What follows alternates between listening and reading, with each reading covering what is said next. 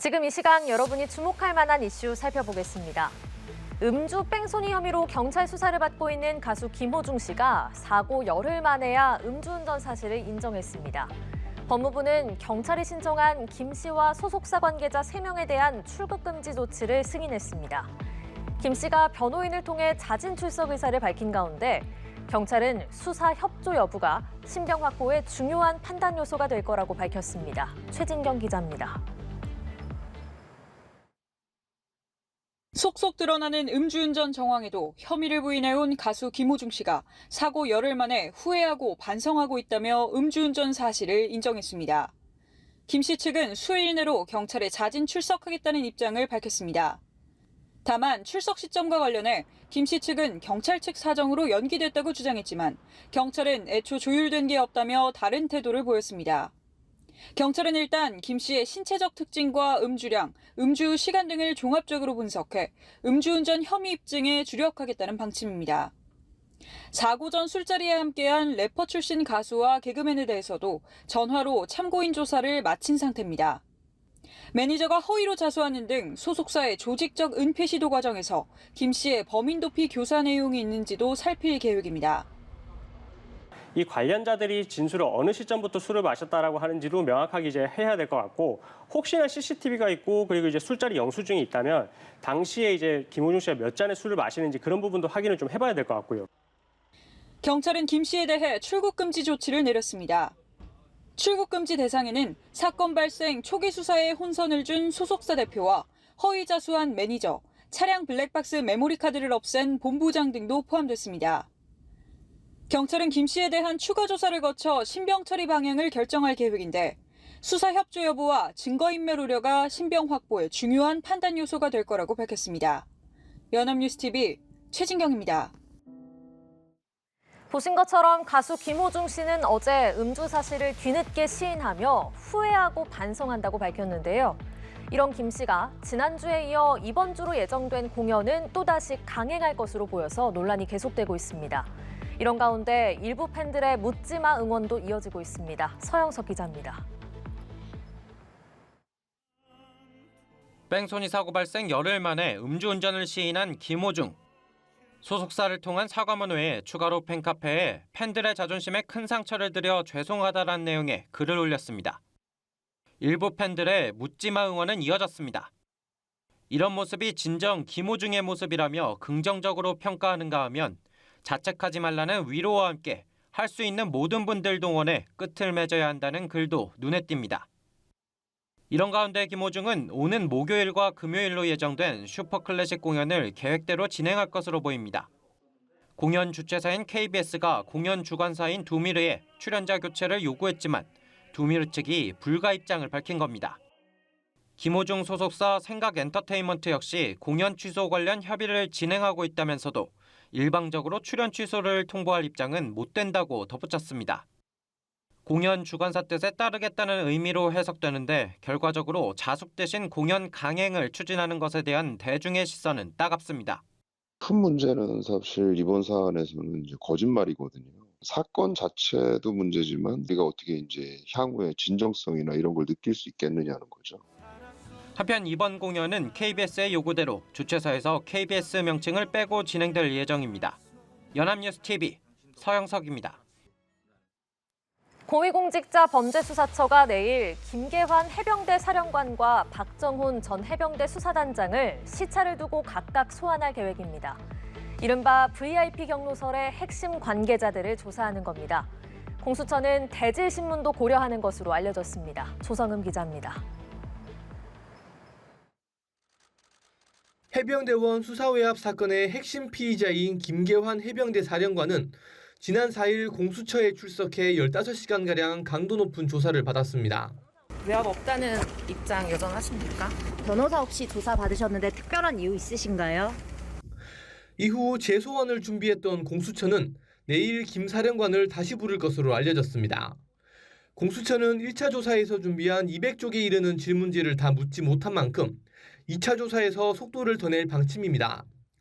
공수처는 같은 날 박정훈 전 해병대 수사단장도 부를 예정인데 김 사령관과 대질신문하는 방안을 유력하게 검토하고 있습니다. 김 사령관과 박 전 수사단장은 이른바 VIP 경로설의 핵심 관계자입니다. 박 전 단장은 김 사령관이 윤 대통령이 경로한 것을 이종섭 전 국방부 장관에게 들었다며 수사 외압에 윗선이 있었다고 주장했지만 김 사령관은 해당 발언을 하지 않았다는 입장입니다. 이처럼 두 사람의 말이 어긋나는 상황에서 공수처는 VIP 경로설의 진위를 집중 추궁할 것으로 보입니다. VIP 경로설에 대한 윤곽이 드러날 경우 공수처 수사 범위는 윗선으로 확대될 것이라는 전망도 나옵니다. 연합뉴스TV 조성음입니다. 김 여사 명품백 수수 의혹 사건을 수사 중인 검찰이 해당 영상을 공개한 서울의 소리 측을 불러 조사했습니다. 서울의 소리 측은 명품백 전달 영상의 원본을 검찰에 제출했다고 밝혔는데요. 명품백을 건넨 최재형 목사를 부른 지 일주일 만이자 이창수 중앙지검장 취임 뒤 첫 관련자 소환 조사입니다. 이채연 기자입니다. 김건희 여사 명품백 수수 의혹을 고발한 유튜브 채널 서울의 소리 백은종 대표가 검찰에 출석했습니다. 지난해 11월 관련 영상 공개 뒤 윤 대통령 부부를 청탁금지법 위반 등 혐의로 고발한 지 5달 만입니다.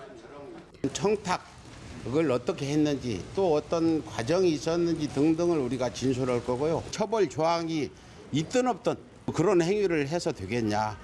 서울의 소리는 최 목사가 손목시계로 찍은 총 30분짜리 원본 영상 6개와 2022년 6월에서 7월 최 목사가 김 여사와 나눈 대화 캡처본을 검찰에 제출했습니다. 이와 별개로 백 대표는 김 여사가 명품 화장품과 양주 등을 최 목사로부터 받았다고 주장하며 대검찰청에 추가 고발을 하기도 했습니다. 다만 일부 구매 영수증 외 명품백처럼 직접 전달 영상은 없다고 전했습니다. 검찰은 2주 남짓 사이 사건 관련자들을 잇따라 소환하고 있는데 추가 고발에 따라 다른 선물도 전달된 게 맞는지와 대가성 여부 등을 확인할 것으로 보입니다.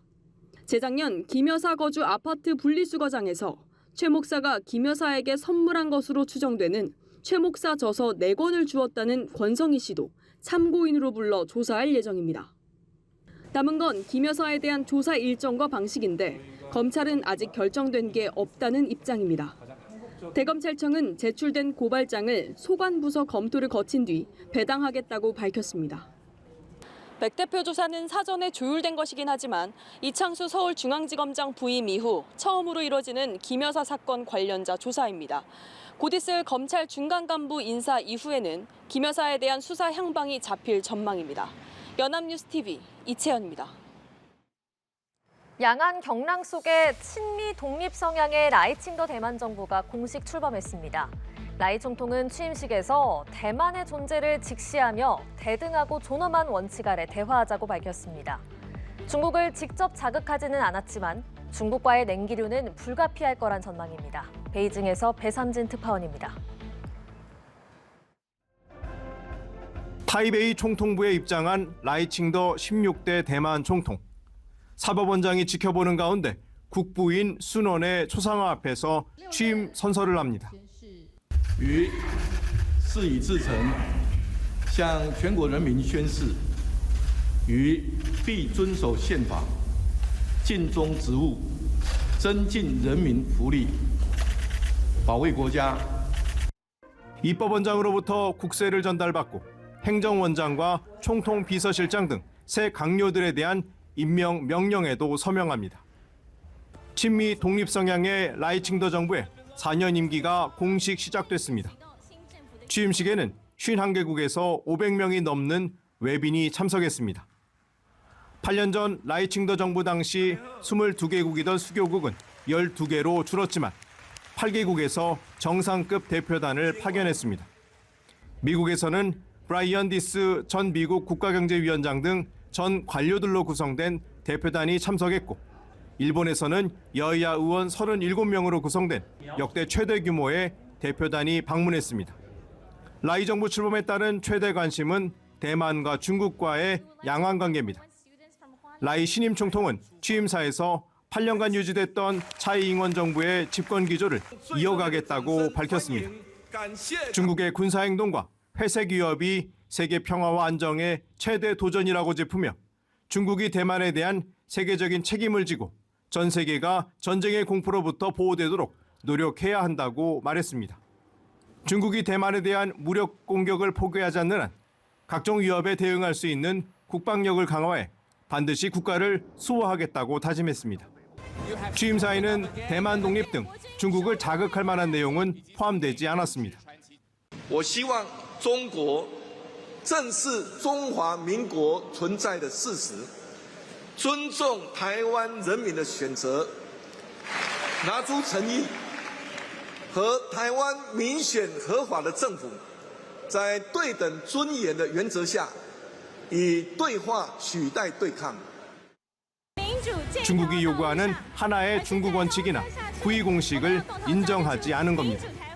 중국 정부는 민주진보당이 집권했던 지난 8년간 대만과 대화에 나서지 않았던 만큼 앞으로 4년간 양완 관계 역시 냉기류가 흐를 수밖에 없다는 전망이 나오고 있습니다. 베이징에서 연합뉴스TV 배삼진입니다.